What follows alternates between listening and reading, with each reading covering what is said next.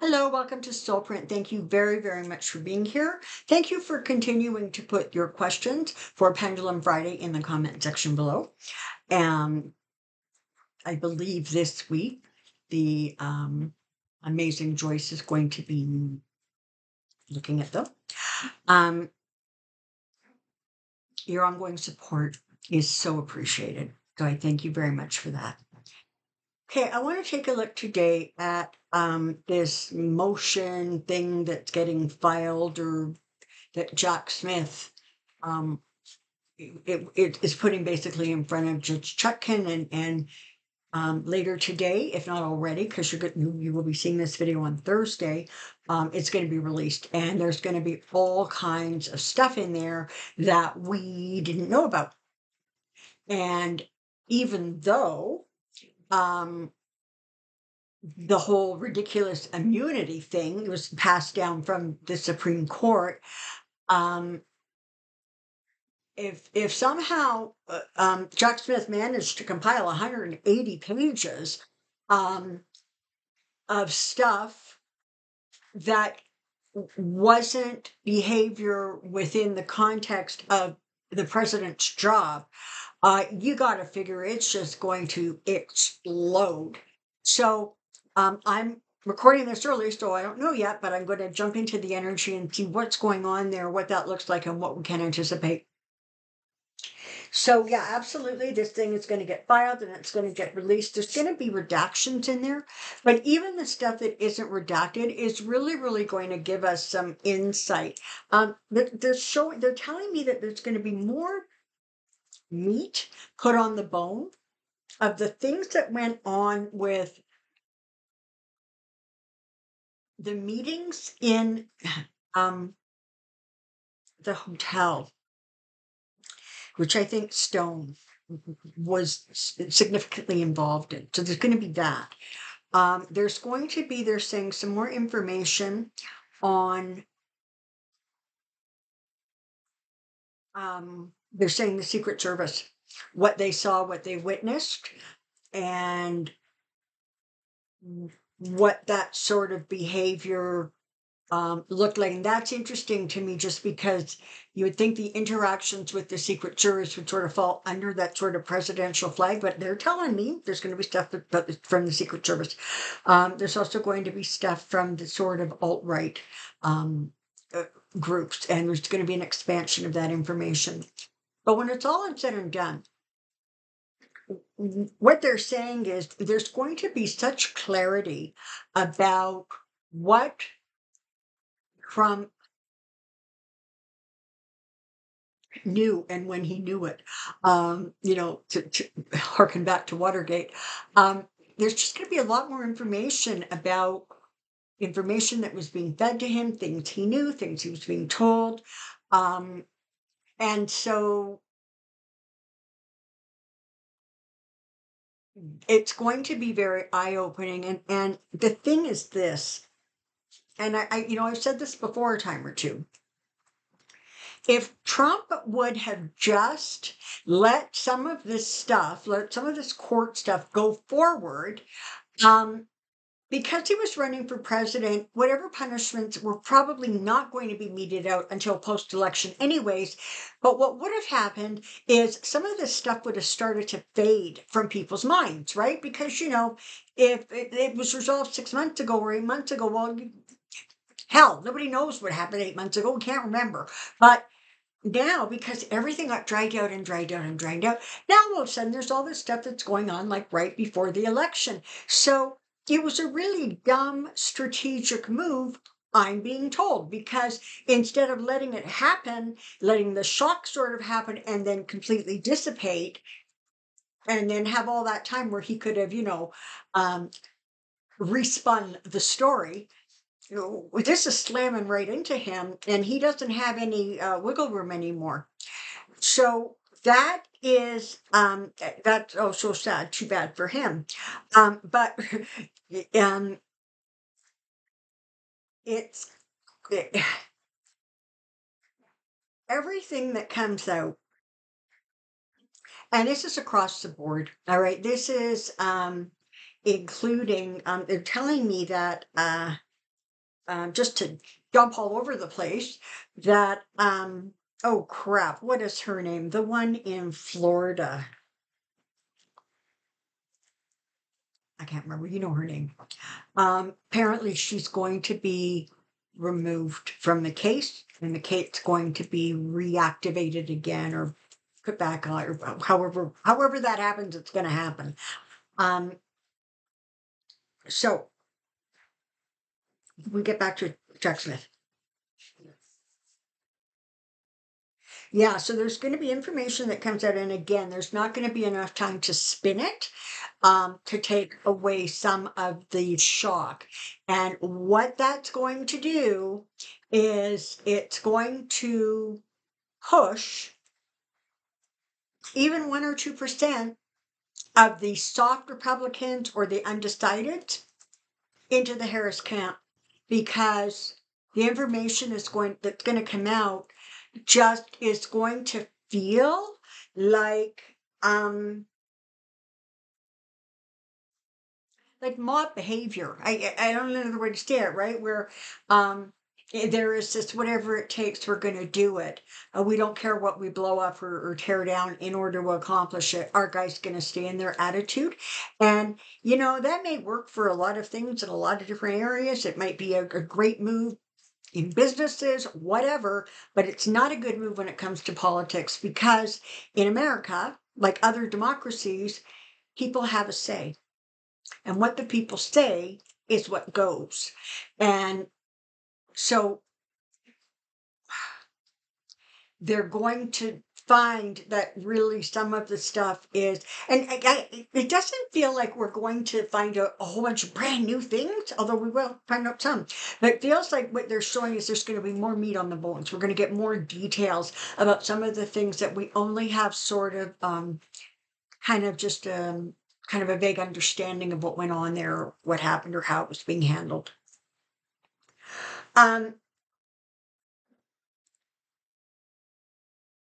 In some ways, even with the redacted portions, the filing is going to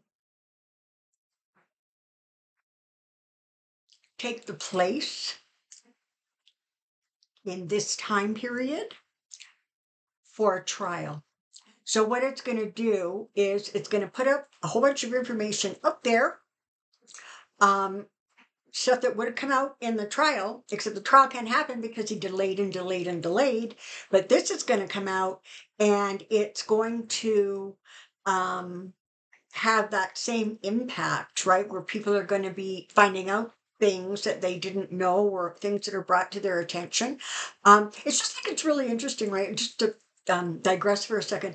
The number of sort of on the street interviews you're seeing with people who are saying things like, I didn't even know who Harris was. Like, I didn't know what she did. And wow. And like, I really like what I'm seeing now that I'm actually paying attention. And so it's going to be a lot of that kind of thing, right? There's things that we're going to be allowed to sort of hyper focus on to get more details. And it's not going to be a good thing. Now, listen, you're going to have Trump and his lawyers yelling and screaming about how this is election interference and they're trying to, destroy the vote. It doesn't matter because it's not like this stuff is being made up out of thin air, right? And when you have documentation and proof, it's very, very hard to spin something. So really all they can spin is the timing of it. And again, as I said a few minutes ago, well, you created that timing. So therefore, you can't exactly complain and bitch because, oops, it's not working out for you the way you hoped or thought it would. Make no mistake, Jack Smith is not walking away. He is not pulling back. I have read on him a few times, and his energy is always sort of very consistent. It's very focused. It's like when he's focused, he's focused. And whatever he's focused on is where his focus is. So sometimes it's at work. Sometimes it,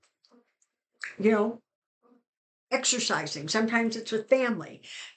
Sometimes it's with his staff and figuring out strategies.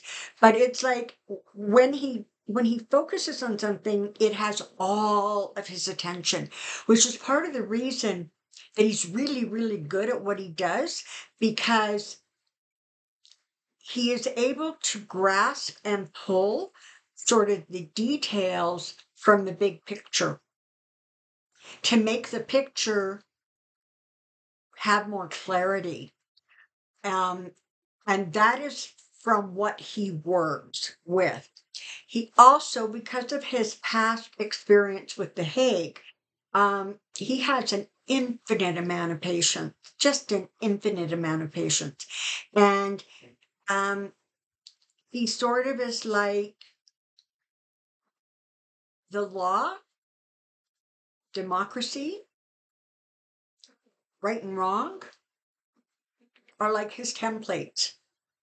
They're the foundation of what he is and how he thinks and how he looks at the world. And so when that is blatantly and maliciously desecrated, is the word they're using, he's not going to let that fly.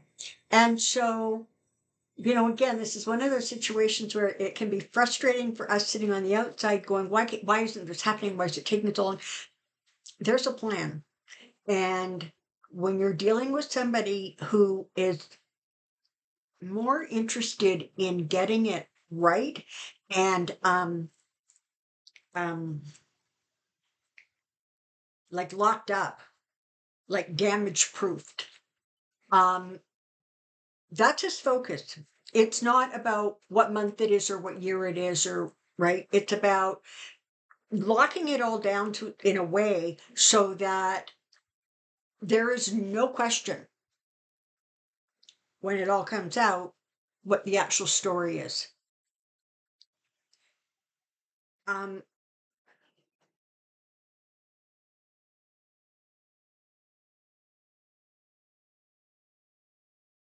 He will have wins. Eileen Cannon, there you go, in Florida.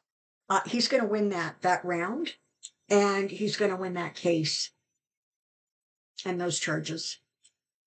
There may be a few that get shifted or changed, but by and large, and the same thing with J6 in Cheltenham Court. He's going to win that. So sometimes we just have to say, you know what? He's going to win it. And we're going to sort of let go, let God, or in this case, let go, let Jack. Just trust that he's on the job, and it's going to unfold exactly the way it needs to unfold. I'm also being told that there's more like indictments coming down. At this point, connected to January 6th, they're not going to come down yet, but they're in the works. And they are for kind of people like we would assume. And there's a few surprises along the way too for their behavior or their actions around the insurrection, around what was going on there. It includes some lawmakers. It includes sort of close associates of the Trump and the Trump campaign. But again, it's the way his mind like works and processes, right? It's about because he can pick out the details but not lose sight of the big picture. It's like every rock gets turned over, and whatever they find under the rock, they pay attention to. And so if there are some people under the rock, he's going to pay attention to them. He doesn't give anybody a pass. It's sort of basically the short way to say it. So he's moving ahead, and there really doesn't need to be a whole lot of concern about ultimately whether a price will be paid by Trump and those around him for the behavior, not only in Washington but in Florida. So let's focus then on ensuring that man does not ever again step foot in the Oval Office. So the focus is on Harris. It is about doing everything that can be done to get her to win this election. And again, I'm being told that even though the polls, et cetera, are talking about it being a very, very close election, when it comes right down to it, it's going to be far more of a landslide than perhaps is expected. Because people are going to be very focused on voting down ballot for Democrats. So that's going to weaken systems around the country and within the House and the Senate.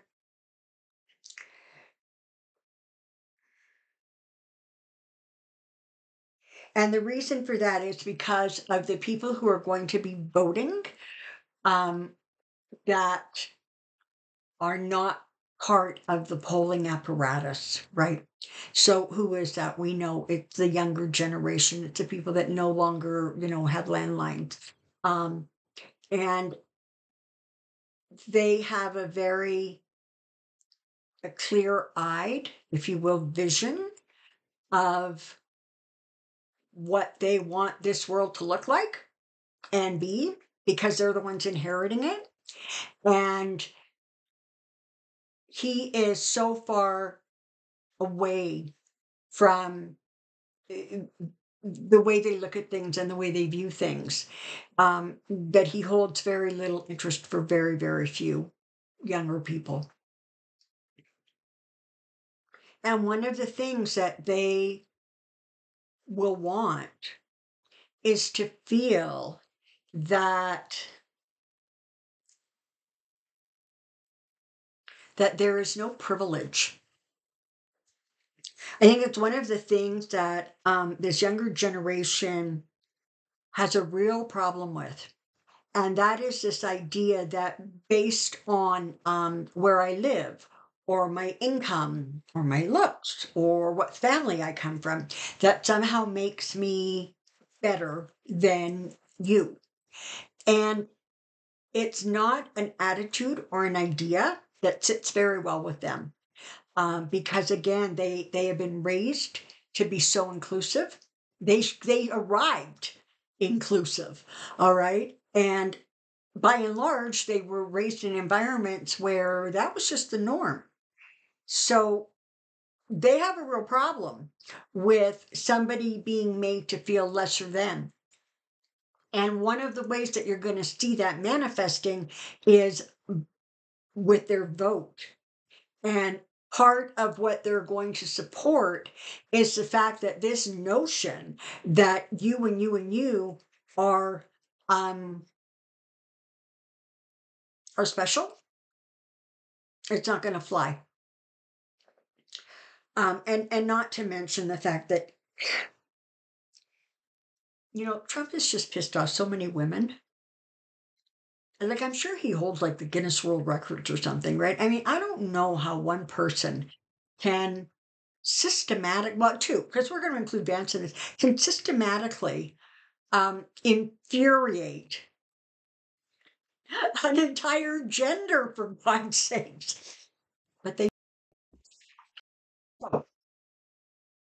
okay, so where I was, how I was circling around to this, thank you for that little digression I took, is that they want somebody in the Oval who is going to ensure that those kinds of attitudes and behaviors are not carried forward. So that's part of, again, what is in their minds. So it's women's issues, it's equality, it's LGBTQ, it is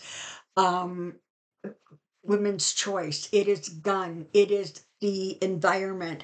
And the one who has plans at this point that are closer to their belief structures, that's who's getting the vote. And as of right now, that is not that guy. It's just not.